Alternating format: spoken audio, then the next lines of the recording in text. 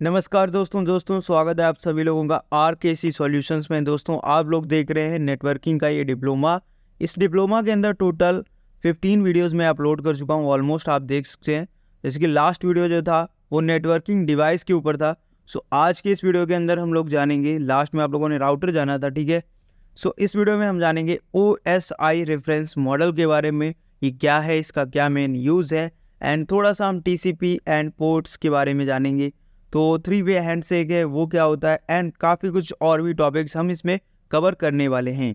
सो जो TCP reference model है, इसको क्यों लाया गया और ये क्या है, सबसे पहले हम इसको जान लेते हैं। देखिए, OSI जो एक यहाँ पे रेफरेंस मॉडल बोला गया है, ये यहाँ पे कभी भी प्रैक्टिकल नहीं हो सकता है। ये असल में एक रेफरेंस मॉडल दिया गया था 1984 में, ठीक है।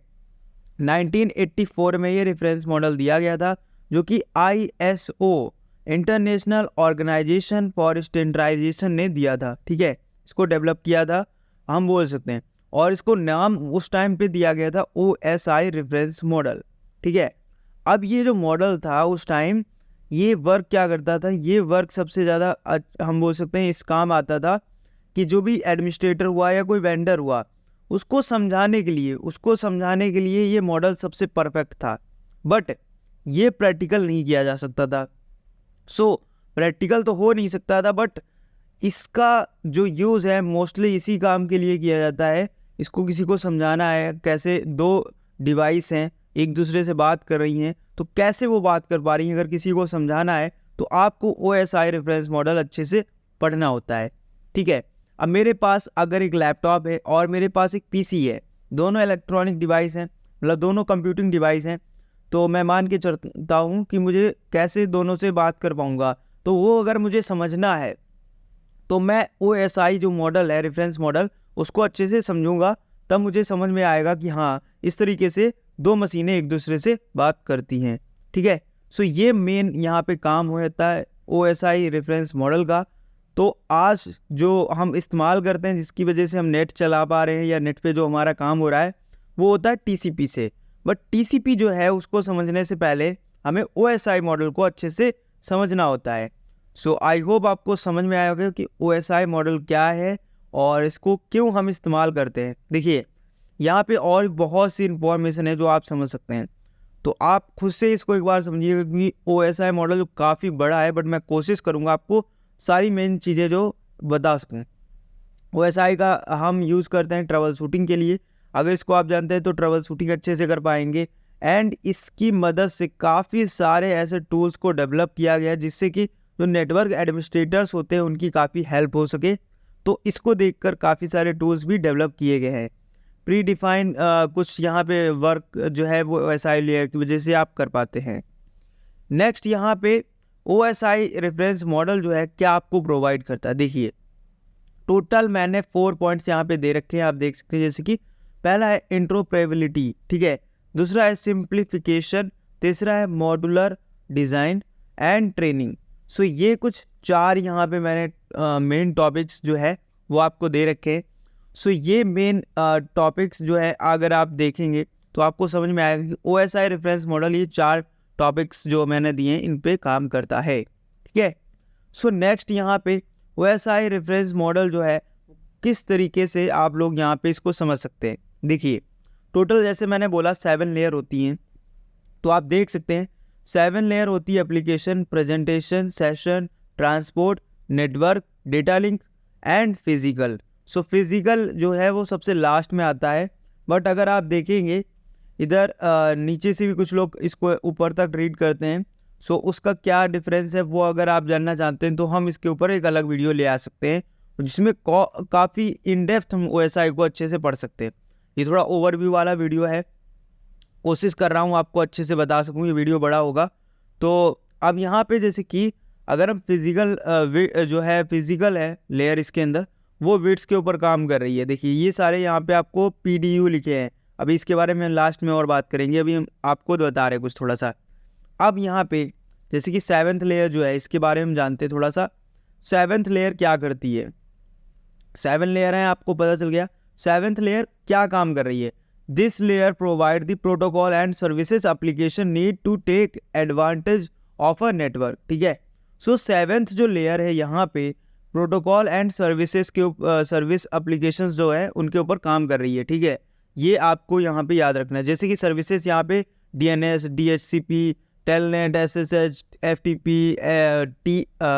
FTP या मतलब काफ़ी सारे ऐसे प्रोटोकॉल्स हैं। ठीक है, SMTP, POP3 ये मेल को रिसीव करने के लिए काम आता है। फिर यहाँ पे SSH है, जैसे किसी को एक्सेस करने के लिए काम आता है। टेलनेट है, वही DHCP है जो IP देता है आपको। तो ये सब जो काम हो रहा है ये 7th लेयर पे हो रहा है। साथ ही साथ अगर आपने देखा होगा, आप जब ब्राउज़र चलाते हैं तो ब्राउज़र में HTTP जो आता है यहाँ पे हाइपर टेक्स्ट ट्रांसफ़र प्रोटोकॉल, वो ब्राउज़र पेज आप एक्सेस करते हैं तो वो क्या है 7th लेयर पे आप एक्सेस कर पा रहे हैं। 7th लेयर का काम ही है कि आपको जो डेटा दिख रहा है वो यहाँ पे उन सर्विसेज को चलाना, उन सर्विसेज को प्रोटोकॉल्स को देखना। ठीक है, तो आपको याद रखना है कि ये सारी चीज़ें 7th लेयर पे होती हैं। फिर हमारा है प्रेजेंटेशन लेयर। प्रेजेंटेशन लेयर क्या करता है, ये लेयर डिटरमाइन करता है how data transmit and represent to the user. जो यूज़र है उसको डेटा कैसे दिखेगा और कैसे उसको ट्रांसमिट करना है, यहाँ पे समझते हैं हम। देखिए, आप कभी भी अगर कोई MP3 सॉन्ग डाउनलोड करते हैं या MP4 सॉन्ग डाउनलोड करते हैं तो आपको जैसा आपने डाउनलोड किया है वैसा आपको दिखाना, वो काम कौन करता है, प्रेजेंटेशन लेयर। अगर आपने एक वीडियो डाउनलोड किया है, वीडियो सॉन्ग डाउनलोड किया है, तो वहाँ पे आपको वीडियो सॉन्ग दिखना चाहिए। ये रिस्पॉन्सिबिलिटी है प्रेजेंटेशन की। अगर आपने वीडियो का रखा है, डाउनलोड होने के बाद वो MP3 में हो गया तो वो क्या हो जाएगा, वहाँ पे प्रेजेंटेशन लेयर वर्क नहीं कर पाएगी। तो यहाँ पे कुछ मैंने एक्सटेंशन दे रखे हैं, ये वीडियो का है, ये JPG का है, ये GIF का है, तो ऐसे काफ़ी सारे फॉर्मेट एक्सटेंशन होते हैं, वो मैंने यहाँ पे दे दिए। ठीक है, सो अब यहाँ पे हम आते हैं 5th लेयर। जो हमारा 5th लेयर है सेशन लेयर। सेशन लेयर जो है काफ़ी इंपॉर्टेंट लेयर है, ये आप याद रखिएगा। देखिए, सेशन लेयर होता है responsible for setting up, maintaining and tearing down network connection. Network connection से जैसे कि आपको समझ आता हूँ, एक आइडिया लेकर आप चलेंगे तो आपको अच्छे से समझ में आ जाएगा। देखिए, आप लोग जब भी कोई बैंकिंग साइट या कोई ऐसी साइट जो कि काफ़ी सिक्योरिटी जिसमें होती है, उसमें आपने देखा होगा जैसे पेमेंट गेटवे है, आप पेमेंट गेटवे कभी भी ओपन करेंगे कहीं पेमेंट करने के लिए तो उसमें एक टाइमिंग रहती है। तो जो टाइमिंग है, जैसे टाइमिंग आउट होती है तो आपको दोबारा से करना पड़ता है। वो काम जो है वो टाइमिंग देना, वो सेशन एक रहता है, वो सेशन कुछ टाइम तक रहता है। सेशन जैसे ही आउट हो जाएगा आपका वेबसाइट काम नहीं करेगा। तो वो सेशन को मेंटेन रखना कि उतने सेशन के अंदर आपको पेमेंट करना है, वो सब क्या है, सेशन लेयर का काम है। जैसे इसका नाम है वैसे इसका काम है। इसमें बैकएंड जो हमारे SQL है या NFS है, ये सारे सर्विसेज जो है ये डेटाबेस वाली, ये सारी काम आती हैं। ठीक है, ये सब मतलब इसमें इंक्लूड रहते हैं। इसके बाद हमारा जो 4th लेयर है ट्रांसपोर्ट लेयर। ये लेयर एक अलग तरीके का लेयर है, ये बहुत ही इंपॉर्टेंट है। ये आपको ऐसे समझना है कि कभी ना भूलें। ठीक है, तो ये लेयर जो है यहाँ पे डेटा डिलीवरी और हम बोल सकते हैं डेटा को ट्रांसफ़र करने के लिए काम आता है। ठीक है, ये गारंटी देता है, TCP इस्तेमाल करता है अगर, तो गारंटी ये देता है ट्रांसपोर्ट लेयर कि हम जो डेटा लेके जा रहे हैं वो डेटा लेके भी आएंगे, उसकी गारंटी दे रहे हैं। ठीक है, लेकिन इसी के अंदर एक UDP इस्तेमाल होता है ट्रांसपोर्ट लेयर में, जो काफ़ी फास्ट होता है। वो गारंटी नहीं देता है बट आपका जो काम है वो काफ़ी फास्ट करता है। ओके, सो इसको हम समझेंगे बहुत ही ब्रीफ तरीके से। तो सबसे पहले आपको ये समझना है कि ट्रांसपोर्ट लेयर करता क्या है। देखिए, ट्रांसपोर्ट लेयर का जो काम है वो समझिए इस तरीके से, एक डिलीवरी मैन। ठीक है, सो डिलीवरी मैन का जो काम है वही ट्रांसपोर्ट लेयर का काम है, डेटा को एक जगह से दूसरी जगह ले जाना, वहाँ से लेके आना। ठीक है, तो ये काम इसका होता है। सो इसके अंदर जो फ्लो मेथड्स हैं वो काफ़ी सारे आ जाते हैं, जैसे बफरिंग हुआ, विंडोइंग हुआ एंड काफ़ी चीज़ें हैं जो क्या है ये कंजेशन को, ये सबको अवॉइड करता है। ठीक है, तो इसके अंदर दो यहाँ पे मेथड्स काम करते हैं, एक TCP का और एक UDP का। जैसे कि आप लिखा यहाँ पे देख सकते हैं। तो जो TCP है काफ़ी स्लो है, बट ये क्या है, ये आपको गारंटी देता है यहाँ पे, मतलब ये एक तरीके से ट्रस्टेड है। ये आपको गारंटी देता है कि हम जो डेटा लेके जाएंगे वो डेटा लेके भी आएंगे, और जब तक डेटा पहुंचेगा नहीं तब तक हम आपका काम नहीं पूरे करेंगे। मतलब ये पूरा एक तरीके से सिक्योर और काफ़ी मतलब अच्छे से काम करता है, ठीक है। तो इसमें कोई प्रॉब्लम नहीं होती है। अब यहाँ पे अगर यूडीपी की बात करें, ये कहता है मैं बहुत फास्ट हूँ, ये सुपर फास्ट है, ठीक है, बट ये कहता है मैं गारंटी नहीं दूंगा तुम्हारा डेटा जाएगा या नहीं जाएगा। अगर तुमने भेजा है तो अगर प्रॉब्लम कुछ नहीं आई तो मैं भेज दूंगा बहुत तेज़ी से, अगर प्रॉब्लम आ गई तो मैं भेज नहीं पाऊंगा। इसका सीधा यही है, ठीक है। अब हम टीसीपी को समझ लेते हैं। यूडीपी तो इतना मेन नहीं है, ठीक है। टीसीपी जो है यहाँ पे क्यों इतना आपको गारंटी दे पा रहा है, उसके पास ऐसा क्या है? तो टीसीपी के पास यहाँ पे 3 वे हैंडशेक है, ठीक है, ये इसको इस्तेमाल कर रहा है, इसीलिए ये काफ़ी रिलायबल कनेक्शन आपको दे पाता है। अब 3 वे हैंडशेक काफ़ी लोगों को नहीं पता होगा, तो इसके बारे में थोड़ा सा हम बात कर लेते हैं। जो 3 वे हैंडशेक है यहाँ पे, इसका मेनली यूज़ किया जाता है टीसीपी आईपी के मेथड में, ठीक है। तो ये नेटवर्क क्रिएट करता है कनेक्शन लोकल या बोल सकते हैं होस्ट टू सर्वर या क्लाइंट टू सर्वर, आप ऐसे समझ सकते हैं। यहाँ पे मैंने एक डायग्राम भी लगा दिया है जिससे कि आप समझ पाएंगे। सबसे पहले ये क्लाइंट है। क्लाइंट मतलब हम यूज़र्स जो होते हैं वो क्लाइंट होते हैं, ठीक है। हम किसी भी डेटा की रिक्वेस्ट डालेंगे अपने ब्राउज़र से, वो सबसे पहले जाएगा तो वो सिंक पैकेट जाता है, ठीक है, सर्वर के पास। ये सर्वर है, यहाँ पे सिंक आया। सिंक आने के बाद यहाँ से सर्वर बोलेगा ओके ठीक है मैंने देख लिया तुम्हारा रिक्वेस्ट। अब ये अपना रिस्पॉन्स देगा और जो आपने भेजा है वो दोनों एक साथ ऐड होंगे, वापस आएंगे यूज़र के पास। यूज़र के पास आने के बाद यहाँ पे इसी को वापस से ये क्या करेगा, जैसे ही हाँ मेरे पास डेटा आ गया तो अब ये बता देगा मेरे पास डाटा आ चुका है। तो फिर यूज़र से एक रिक्वेस्ट जाएगी सर्वर के पास, हाँ उधर डेटा पहुँच गया। तो इस तरीके से 3 वे हैंड से काम करता है। ओके, इतना ही होता है, आप इतना समझ लें बहुत है, ठीक है। 3 वे हैंड से काम कुछ इस तरीके से करता है। इसके बाद यहाँ पे टीसीपी स्लाइडिंग विंडो है। ये विंडो जो है यहाँ पे आप देख सकते हैं, विंडो का कुछ साइज होता है। तो आप जब भी पिंग करते हैं तो आपने देखा होगा 4 पैकेट्स आते हैं, ठीक है। तो किस तरीके से आते हैं और क्या मेन काम है इसका, आप वो यहाँ पे देख सकते हैं।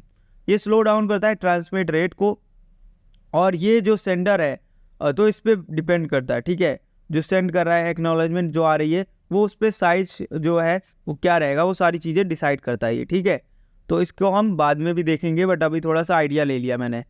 अब यहाँ पे पोर्ट नंबर समझते हैं। पोर्ट नंबर जो है वो काफ़ी मेन है, तो इसमें पोर्ट नंबर भी जान लेते हैं, तो फिर हम अपने आगे के जो लेयर्स हैं उनको कवर करेंगे। जो पोर्ट नंबर है यहाँ पे यूज़ किया जाता है नेटवर्क कंट्रोल के लिए। जो भी प्रोग्राम है नेटवर्क कंट्रोल उसके लिए इस्तेमाल किया जाता है। अपार्टनेट जो था उसने इसको बना रखा, ठीक है, उसने सबको दे रखे हैं पोर्ट्स। और फुल डुप्लेक्स मशीन्स जो है ट्रांसमिशन करती हैं, एंड जो हाफ डुप्लेक्स हैं उन सभी में इस्तेमाल होते हैं, ठीक है। ज़्यादा तक हाफ डुप्लेक्स में मिलेंगे पोर्ट्स जो इस्तेमाल हो रहे हैं, तो उसमें आपको मिल जाता है ट्रांसमिशन कंट्रोल प्रोटोकॉल या यूज़र डेटाग्राम प्रोटोकॉल जो यूडीपी एंड टीसीपी है, उन सभी में यहाँ पे ये इस्तेमाल होते हैं पोर्ट्स। इनका क्या काम है और यहाँ पे किस तरीके से पोर्ट्स होते हैं वो सारी चीज़ें हम जान लेते हैं। देखिए पोर्ट्स जो हैं यहाँ पे मेनली आपको 3 टाइप्स के मिलेंगे, ठीक है। पोर्ट्स की रेंज जो है वो 3 टाइप्स की है। तो फर्स्ट है वेल नॉन, रजिस्टर्ड, डायनेमिक या हम प्राइवेट बोल सकते हैं। ये 3 यहाँ पे रेंज हैं जिनकी वजह से हम पोर्ट्स को इस्तेमाल कर पाते हैं। हम बेसिकली यहाँ पे 0 to 1, 0 to 9 2 3 है जो वेल नॉन यहाँ पे ये वाला इस्तेमाल करते हैं, ठीक है। बाकी रजिस्टर्ड हम नॉर्मली नहीं करते हैं, ना हम प्राइवेट करते हैं, ठीक है। तो आपको ये पता होना चाहिए। अब हम आते हैं अपने 3rd लेयर के ऊपर। ओके, वापस से OSI मॉडल को अब अच्छे से यहाँ पे समझ में आपको आ जाएगा इतना, ठीक है। फिर यहाँ पे 3rd लेयर पर जैसे ही हम आएंगे तो यहाँ पे हम देखेंगे जो 3rd लेयर है वो यहाँ पे लॉजिकल टोपोलॉजी पे काम करती है, ठीक है। 3rd लेयर जो है एड्रेसेस जो होते हैं उनके ऊपर काम करती है। आपने देखा होगा IP एड्रेस होता है। ये IP एड्रेस के ऊपर जो है 3rd लेयर यहाँ पे काम करती है। इसका जो मेन काम ही है वो राउटर करता है, ठीक है। राउटर जो है राउटर फंक्शन जो करता है वो 3rd लेयर पे कर रहा होता है, क्योंकि वो IP को इस्तेमाल कर रहा होता है। फिर इसके बाद यहाँ पे 2nd लेयर को देखते हैं। जो 2nd लेयर है यहाँ पे वो डेटा लिंक लेयर, यहाँ पे हार्डवेयर वेस्ट या हम बोल सकते हैं जो मैक एड्रेस होता है उसके ऊपर काम कर रही होती है। कम्युनिकेशन प्रोसेस जो भी है इसका मैक एड्रेस के ऊपर होता है। मैक एड्रेस आप लोगों ने देखा होगा कभी भी चेंज नहीं होता किसी भी डिवाइस का। ये आपको जो कंपनी दे देती है वही रहता है सेम। तो मैक एड्रेस के ऊपर ये काम कर रहा है डेटा लिंक लेयर, और इसमें आपने देखा होगा स्विच या ऐसे डिवाइसेस जो हैं वो सब यहाँ पे मैक एड्रेस के ऊपर जो काम करते हैं वो सेकेंड लेयर में आते हैं, ठीक है। तो इथरनेट केबल जैसे ही आप लगाते हैं या आप ये स्टैंडर्ड होता है IEEE 802। तो ये जो आपने नंबर देखा यहाँ पे लिखा हुआ, ये बेसिकली यहाँ पे डिफाइन करता है इस तरीके का नंबर, ये ईथरनेट का है और ये यहाँ पे लॉजिक लिंक कंट्रोल का है, ठीक है। इसके बाद यहाँ पे हमारा जो फर्स्ट लेयर है जिसको हम बोलते हैं फिजिकल लेयर। फिजिकल लेयर जो है आपको डिफाइन करता है प्रॉपर्टीज़, कनेक्शन को एंड कम्युनिकेशन को, including UDP and fibre and connector जो आपने लगा रखा है RJ45 है या DB9 है, ठीक है। सो ये यहाँ पे मेन फिजिकल लेयर का काम होता है, ठीक है। तो जिसमें जो इस्तेमाल होते हैं रिपीटर एंड हब, ये मोस्टली डिवाइस जो हैं वो इस्तेमाल किए जाते हैं फिजिकल लेयर में। अब यहाँ पे कुछ OSI मॉडल का PDU प्लस लेयर्स यहाँ पे मैंने दे रखा है, आप देख सकते हैं। तो अब आपको अच्छे से ये क्लियर हो जाएगा। देखिए फर्स्ट है हमारा फिजिकल लेयर। फिजिकल लेयर जो है बिट्स को इस्तेमाल करता है। सेकेंड यहाँ पे जैसे हमारा बिट्स से डेटा लिंक लेयर पे जाते हैं, हमारा डेटा फ्रेम हो जाता है। फिर इसके बाद यहाँ पे नेटवर्क लेयर पे जाते ही हमारा डेटा पैकेट में हो जाता है। फिर इसके ऊपर जाते ही सेगमेंट एक बन जाता है, और जो सेगमेंट है उसके बाद फिर वो डेटा बनता है, और फिर हमारा डेटा आप देख सकते होंगे जहाँ भी डेटा ट्रांसफ़र होता है वो इस तरीके से जाता है, ठीक है। फिर यहाँ पे कुछ मैंने डिवाइसेस दे रखे हैं, किस लेयर पे कौन सा डिवाइस वर्क आता है, ठीक है। तो फर्स्ट लेयर पे यहाँ पे कुछ इस तरीके से केबल्स जो हम इस्तेमाल करते हैं, ईथरनेट हुआ या बाकी केबल्स जो हैं बाइनरी ट्रांसमिशन केबल्स हैं, सो वो सारी केबल्स आ जाती हैं। फिर इसे यहाँ पे सेकेंड पे हमारा देख सकते हैं मैक एड्रेस वाला राउटर होता है एक, तो वो हुआ या स्विच हुआ, वो डेटा लिंक लेयर पे आ जाता है। फिर यहाँ पे हमारा है network device, layer so network layer में यहाँ पे आप देख सकते हैं राउटर्स दिए हैं, सारे राउटर्स हैं यहाँ पे हर तरीके के, ठीक है। ट्रांसपोर्ट लेयर के अंदर यहाँ पे आप देख सकते हैं राउटर टू राउटर दे रखा है, एक राउटर दूसरे राउटर से बात करता है, वो ट्रांसपोर्ट लेयर के अंदर काम हो रहा होता है। फिर सेशन लेयर है जो सेशन क्रिएट करता है एक राउटर से दूसरे राउटर के बीच में। अब यहाँ पे आप वो राउटर मत सोचिएगा छोटे से राउटर होते हैं, कंपनी में राउटर बहुत बड़े राउटर्स होते हैं, वो स्विच जैसे देखने में थोड़े से लगते हैं बट वो काफ़ी बड़े राउटर्स होते हैं, ठीक है। तो उनका हम यहाँ पे डिस्कशन कर रहे हैं। फिर इसके बाद यहाँ पे 6 है। 6 में हमारा यहाँ पे काफ़ी चीज़ें आ जाती हैं, जैसे डेटा को कंप्रेस करना, डीकम्प्रेस करना, उसको इनक्रिप्ट करना, तो वो सारी चीज़ें हैं। एंड साथ ही साथ डेटा कैसे प्रेजेंट होगा वो इन्फॉर्मेशन जो है कुछ इस तरीके से होती है। एप्लीकेशन लेयर में आपको यहाँ पे इस तरीके से नेटवर्क प्रोसेस होने के बाद एप्लीकेशन लेयर जो भी आप इस्तेमाल कर रहे हैं ब्राउज़र, उसमें आपको जो डेटा है वो शो हो जाता है। सो आई थिंक आप लोगों को ये समझ में आया हो किस तरीके से यहाँ पे OSI लेयर जो है काम करती है, क्या इनका मेन वर्क है। सो नेक्स्ट हम काफ़ी कुछ जानने वाले हैं इसके बारे में। सो इसमें टोटल 4 यहाँ पे मेन हमने लेवल्स को बोला था, जैसे कि वो थोड़े से TCP IP मॉडल में इस्तेमाल होने वाले हैं। सो नेक्स्ट हमारा टॉपिक ये रहने वाला है TCP IP। तो आप ये वीडियो देखने के बाद TCP IP जब देखेंगे तो आपको बहुत ही अच्छे से क्लियर हो जाएगा कॉन्सेप्ट। तो अगर आप लोगों ने अभी तक चैनल को सब्सक्राइब नहीं किया है तो प्लीज़ चैनल को सब्सक्राइब कर लें, बेल ऑप्शन को प्रेस कर दें। मिलते हैं नेक्स्ट वीडियो में। Thanks for watching this video.